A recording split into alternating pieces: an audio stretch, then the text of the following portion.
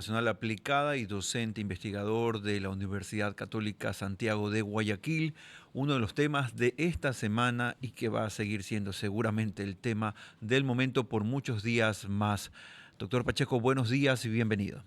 Buenos días, gracias por la invitación. Hablemos de la guerra arancelaria que ha desatado el presidente Donald Trump y que tiene algunas repercusiones también. Lo último que se sabe, hace pocos minutos nada más, que la Unión Europea podría cobrar impuestos a las empresas tecnológicas estadounidenses si fracasan las negociaciones sobre los aranceles de Trump. Y esto se suma a lo que ya conocíamos respecto al impacto del nivel arancelario impuesto por China también a los productos estadounidenses. ¿Hasta dónde va a llegar, doctor Pacheco, esta guerra? Bueno, todavía no lo sabemos porque el escenario es incertidumbre. Lo que sí está claro es que vamos a seguir algún tiempo más. La forma como están actuando tanto Estados Unidos como China y la Unión Europea, pues hay mecanismos diferentes de negociación, pero lo que sí está claro es que la incertidumbre en el corto plazo no va a parar. Entonces, sabemos que estamos en una etapa de negociación. El presidente Trump pues, es mucho de imponer y luego desdecirse como una forma de negociación. Por otro lado, vemos que la Unión Europea, en cambio, es muy cauta, espera, toma diferentes posiciones, diferentes posturas. Por otro lado, vemos a China que también es más reactivo, con un discurso un poco más nacionalista. Entonces son diferentes formas de negociar, pero lo que sí está claro es que esto no se va a ir pronto. Doctor Pacheco, lo que usted decía es algo que hemos analizado en esta mesa. Creo que fue Guillermo Hidalgo el primero que habló de esta estrategia respecto a lanzo algo, lo que ha hecho el gobierno de Estados Unidos, y luego eso me da capacidad de maniobra para la negociación. De alguna manera es Trump identificando su capacidad como negociador, como empresario, pero desde la Casa Blanca. Sí, de hecho es el estilo que él maneja. El tema está en que hay consecuencias de la perspectiva económica que repercuten en todo el mundo. Entonces hemos visto que producto de lo anterior, los bonos del Tesoro de los Estados Unidos pues comenzaron a perder valor en el mercado, los tenedores comenzaron a venderlos y esto pues impactó en la decisión que al final él tomó de retraerse del impuesto recíproco. De hecho, pues el tema de que los tenedores de bonos comiencen a venderlo significa que no tienen confianza en el gobierno de los Estados Unidos como por su seriedad, por su capacidad de pago, de que efectivamente va a honrar esa obligación. Por lo tanto, esto repercute en que a los Estados Unidos, para obtener financiamiento, deuda, va a necesitar emitir nuevos bonos con una tasa de interés superior para que compren sus bonos. Al final, el ciudadano común va a terminar pagando esta mayor tasa de interés de endeudamiento de ese gobierno a través de impuestos. Significa de que hay una serie de consecuencias relacionadas con esta forma de negociar de Donald Trump. Pero no es un tiro, es que cuesta creer que es un tiro en el pie o de alguna manera debemos pensar en que sí, que el gobierno de Estados Unidos está consciente de que va a tener unas afectaciones grandes. Yo creo que no está consciente. De hecho, estoy seguro que no estaba consciente porque dentro de todos los escenarios el tema de que los tenedores comiencen a vender los bonos y esto impacta en el costo de endeudamiento de los Estados Unidos, se considera que fue realmente lo que detonó el hecho de que Donald Trump dé hacia atrás con esta política, porque el costo es muy alto. Entonces, considero que tiene decisiones que van desde más de lo político, pero como que los escenarios económicos y sus posibles consecuencias no han sido bien valorados. Alfredo.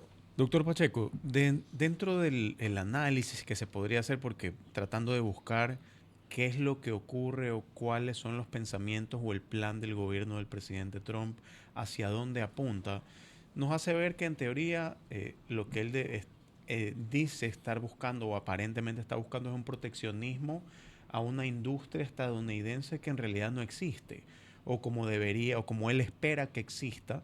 O sea, aparentemente está tomando la medida inversa. Él debió primero fortalecer una industria y luego imponer estas medidas arancelarias para proteger esa industria. Pero al ser a la inversa, ¿qué podría conseguir? Y sobre todo, al entrar en esta guerra de quién impone un arancel más elevado con China, ¿qué golpe o qué revés político podría tener el gobierno de Estados Unidos? A no ser que se vayan al infinito de que cada semana digan, yo te pongo el 80, yo te pongo el 100, yo te pongo el 200, yo te pongo el 300, que al final, en algún momento, eso va a dejar de ser sostenible como una medida política. Efectivamente va a tener un costo político en la medida en que estos aranceles van a terminar encareciendo la importación de muchos productos al mercado norteamericano, va a reducir los márgenes de las empresas que importan los productos y finalmente van a terminar trasladando estos nuevos costos a los consumidores. De tal manera de que hay dos efectos que pueden afectar directamente la base política de Donald Trump. Por un lado, hablamos de los efectos de una recesión global, que es, según los bancos de inversión, pues la probabilidad es mayor al 50%, por un lado, y por otro lado, el traspaso de todos estos costos, este precio adicional de importación, los costos van a generar inflación en los Estados Unidos. Doctor, ¿y quién cree usted que pueda resultar al final más perjudicado? ¿La industria estadounidense o la industria china? Considero que la industria estadounidense, porque ¿qué va a pasar? Con el proteccionismo, evidentemente, pues algunas empresas dirán, ok, tengo mi mercado protegido, pero esas mismas empresas van a necesitar insumos para poder producir. Y muchos de esos insumos son importados. Regresamos. Son fabricados en China. Exacto. Entonces, esto va a impactar en que sus costos van a subir nuevamente, su margen va a reducirse y van a terminar subiendo los costos al consumidor final. Y aparte hay un efecto adicional, que el hecho de no tener competencia me quita incentivos para ser más eficiente. Por lo tanto, no le veo... Al final también los países como que tienen que irse orillando a, bueno, ¿trabajo más con el producto chino o trabajo con el producto estadounidense? Que en realidad creo que el producto estadounidense, sin conocer mucho la parte técnica, pero depende mucho de insumos chinos. Exactamente. O sea, hay toda una cadena global que está muy integrada. Por lo tanto, este tipo de decisiones termina afectando también al consumidor, a las empresas, a la economía global, a los mercados de capitales. Inclusive también nos impacta a nosotros como economía. Son exactamente las 9 de la mañana con 16 minutos. Estamos hablando del tema de los aranceles que ha puesto el presidente Trump. Y está aquí con nosotros el doctor Marlon Pacheco, experto en economía internacional aplicada. Doctor Pacheco, ayer hablábamos aquí con Andrea Balda que no hay una lógica. Esto no tiene una lógica. Porque Estados Unidos es el líder del comercio libre. Y al mismo tiempo Trump es uno supuestamente de los que lidera el comercio libre. ¿Usted ha tratado de encontrar por lo menos algo de lógica a esto? Bueno, dentro de toda la lógica, trato de verlo como algo más global, ¿no? Más macro. Sí, si retrocedemos el tiempo, hace 30, 40 años, pues comenzó con mucha fuerza esto de los tratados de libre comercio, la globalización, competir. Y bueno, dentro de todo este movimiento, pues hubo mucha liberalización de mercancías, tratados, y lo cual terminó favoreciendo al consumidor final y también algunas industrias competitivas en diferentes países. Uh-huh. El tema está en que los ganadores no solamente quedaron del lado de las naciones más desarrolladas, sino de las naciones que no tienen el mismo nivel de desarrollo económico. Entonces, bajo esa óptica, siempre vamos a encontrar ganadores y perdedores. Okay. Siempre, en toda medida económica, inclusive en la globalización. El tema está en que los beneficios sean mayor que las pérdidas. Y van a haber más beneficios del lado donde se sea más productivo, donde se hagan mejor las cosas, donde existe innovación, donde exista inversión en conocimiento, de tal forma que las industrias, sea en cualquier país que exista, ¿no? Mientras que estén invirtiendo en investigación, desarrollo, sean coherentes con sus políticas comerciales, van a tener más ganadores. Entonces, aquí la pregunta sería, ¿realmente Estados Unidos como nación aprovechó todas las oportunidades que les ha dado libre comercio?